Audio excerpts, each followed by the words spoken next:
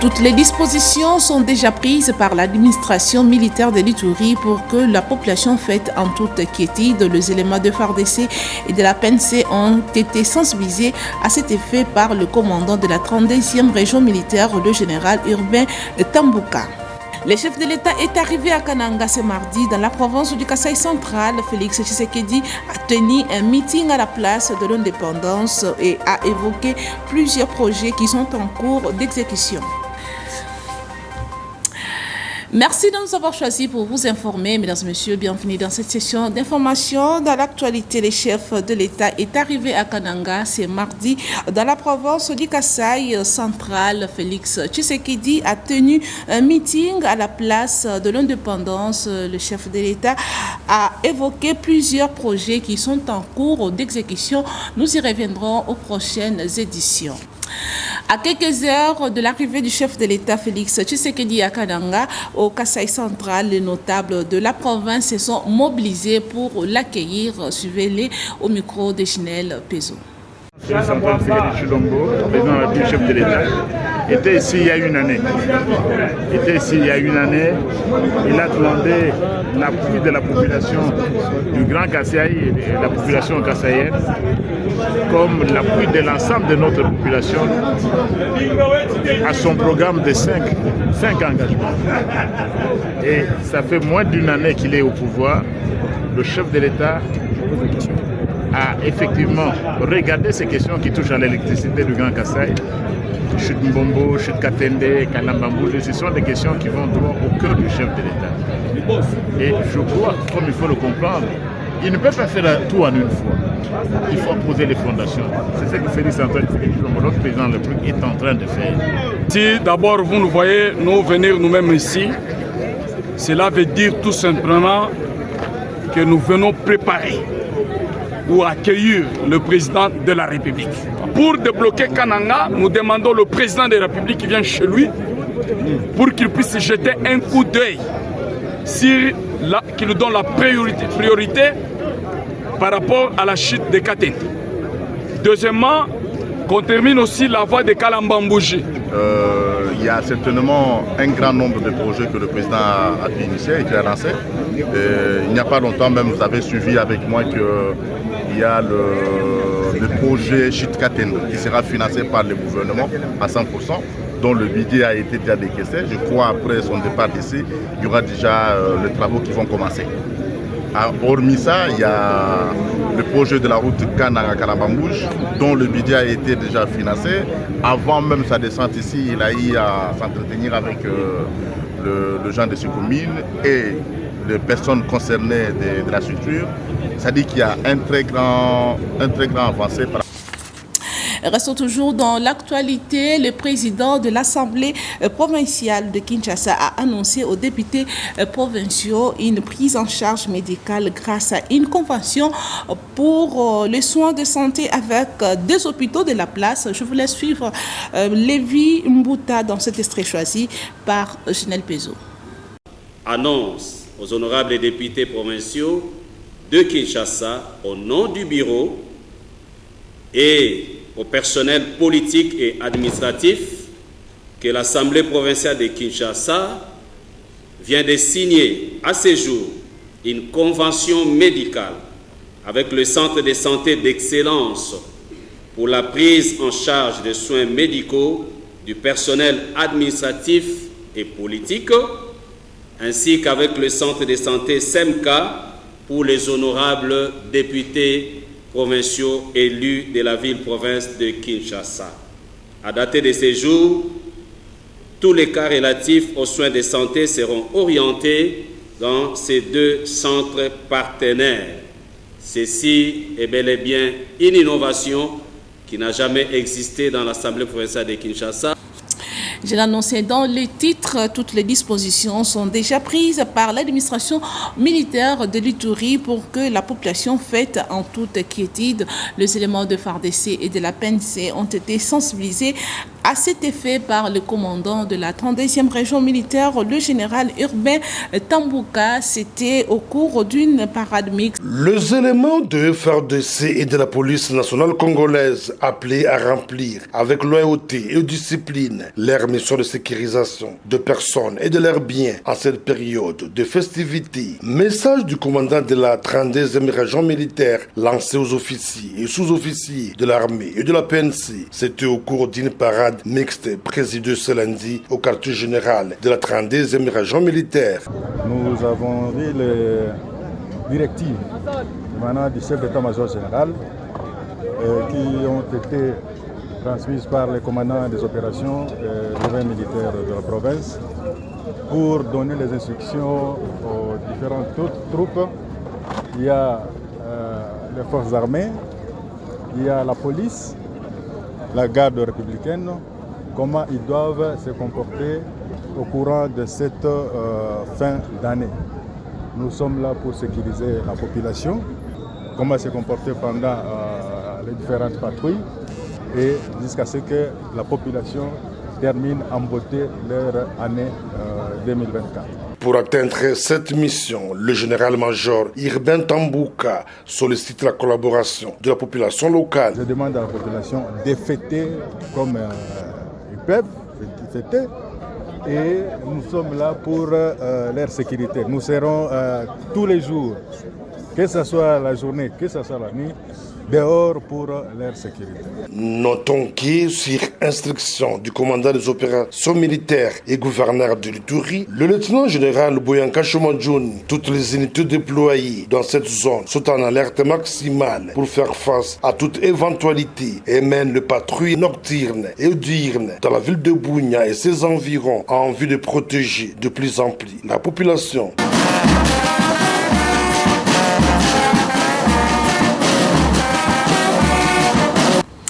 Restons toujours dans la province de l'Ituri. Double message de vœux du gouverneur militaire de cette province sous l'état de siège, le lieutenant général Luboyanka Chomadjouni, au peuple iturien et au président de la République Félix Tshisekedi à l'occasion de la fête de Noël. Suivez-les dans ses propres recueils.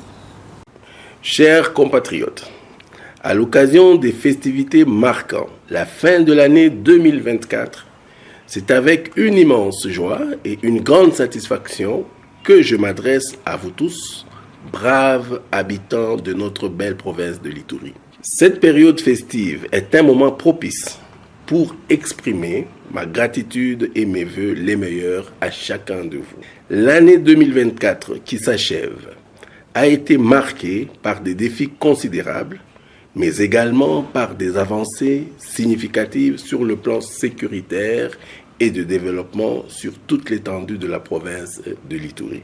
Grâce à votre soutien indéfectible et à l'engagement sans faille de nos forces de défense et de sécurité, nous avons pu consolider les acquis de la paix et poser les jalons d'un avenir meilleur.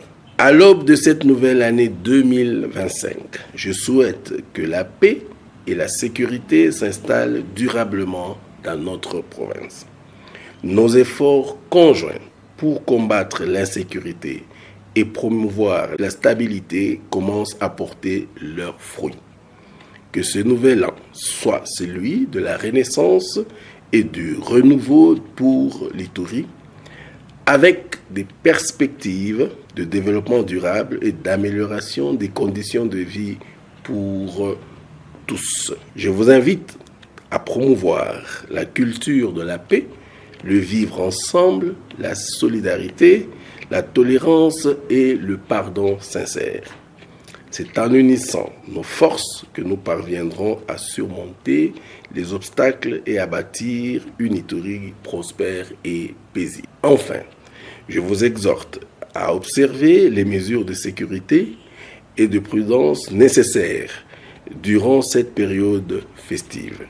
Ensemble, veillons à ce que nos célébrations se déroulent dans la tranquillité et le respect de chacun.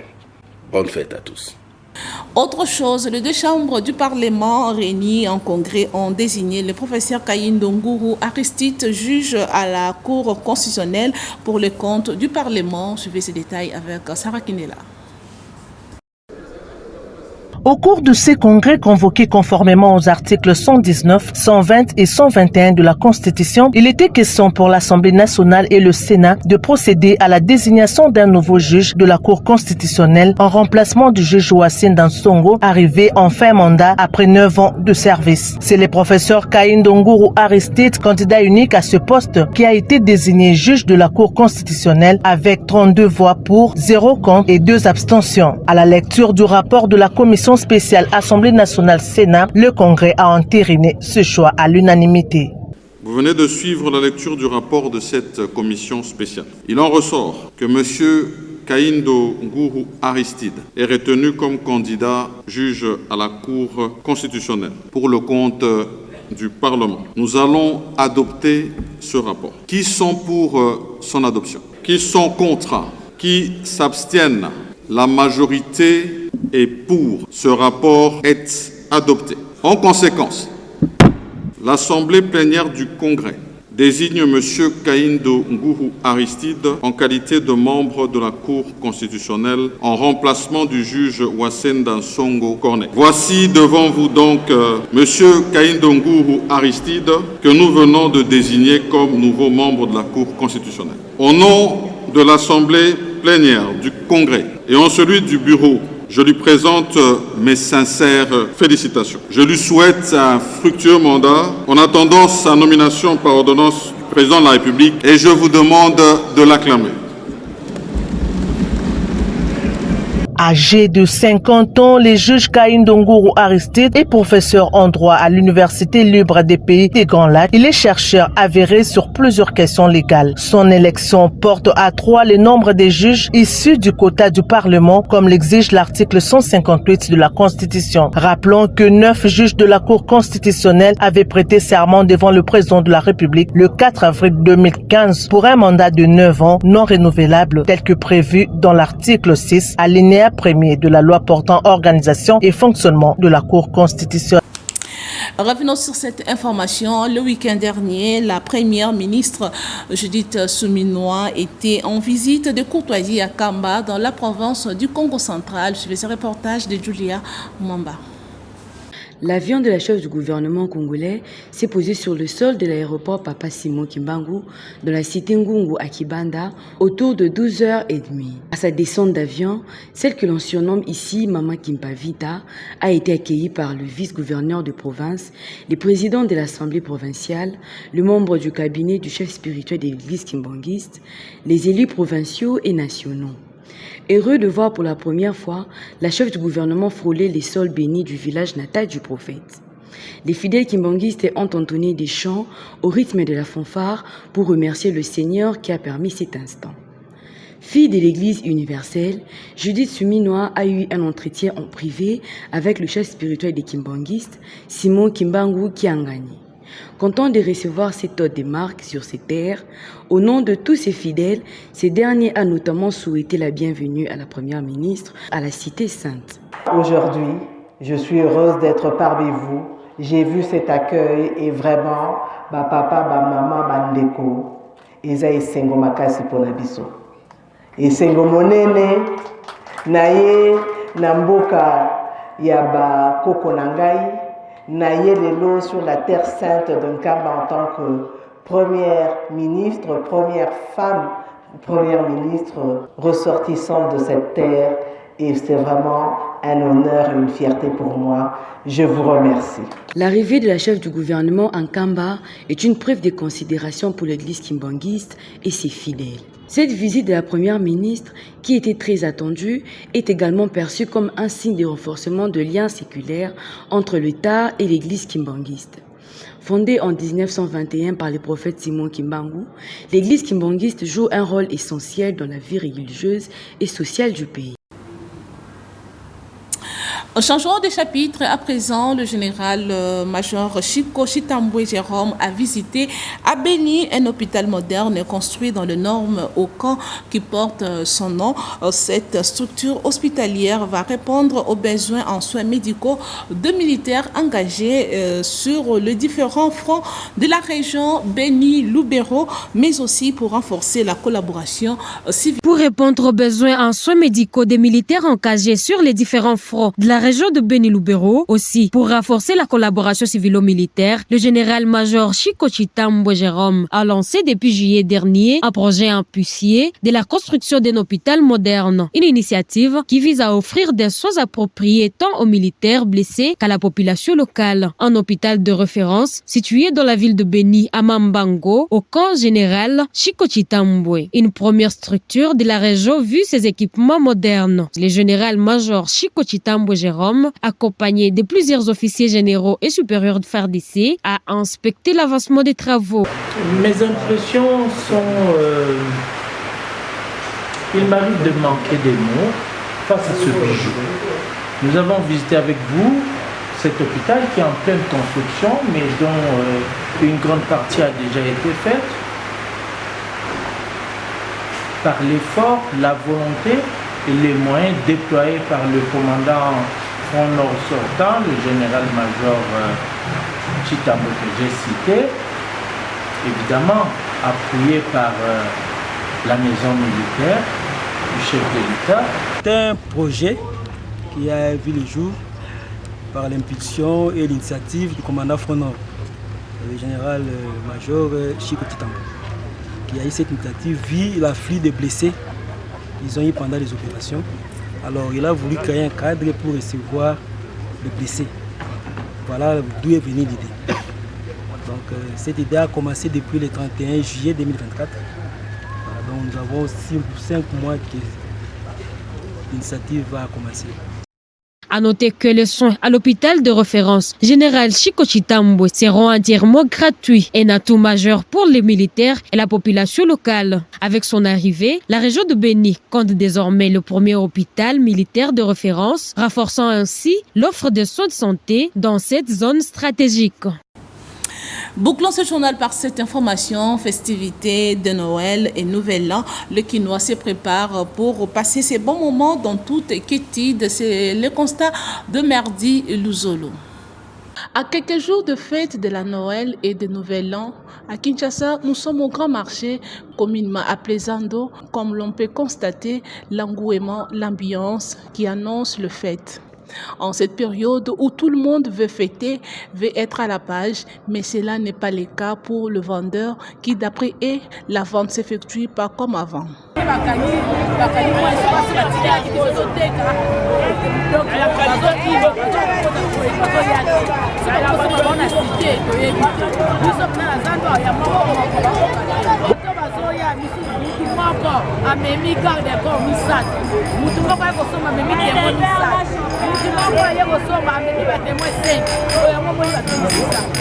De l'autre côté, dans certains quartiers de la ville, la décoration est déjà plantée. C'est le cas de l'avenue Eyala, dans la commune de Kasavubu qui fête chaque année Eyala Solanzila, qui veut dire tout simplement Eyala montre la route. Chaque parcelle de Kodizaka, pendant janvier, 10 décembre de Kodizaka, on a Sikoyo, puis on a le responsable, on a la salle organigrant, tout ma baya, tout monter le pont, le col on a voiture dans les pont maréchal, en 2024. Parce que dans Kala, Kermès n'a pas parce que vous essayez de place où tu as congélaté les athées, place où ça les stands des athées. Tu imagines quelle situation on a bon, tu réussis en haut, et au moins si vous avez un souci là, comment la situation. Oui, il y a combien et à la Songanzela, donc bisous de l'Axanzela, il y a Kermès n'a pas la balle. Pour un bon déroulement de fête de fin d'année, le commissaire provincial de la police ville de Kinshasa a pris des mesures diverses visant à assurer la sécurité des personnes et de leurs biens. C'est la fin de ce journal, mais avant de nous quitter, place au rappel des principaux titres. Toutes les dispositions sont déjà prises par l'administration militaire de l'Ituri pour que la population faite en toute quiétude. Les éléments de FARDC et de la PNC ont été sensibilisés à cet effet par le commandant de la 32e région militaire, le général Urbain Tambouka. Le chef de l'État est arrivé à Kananga ce mardi dans la province du Kasaï central. Félix Tshisekedi a tenu un meeting à la place de l'indépendance et a évoqué plusieurs projets qui sont en cours d'exécution.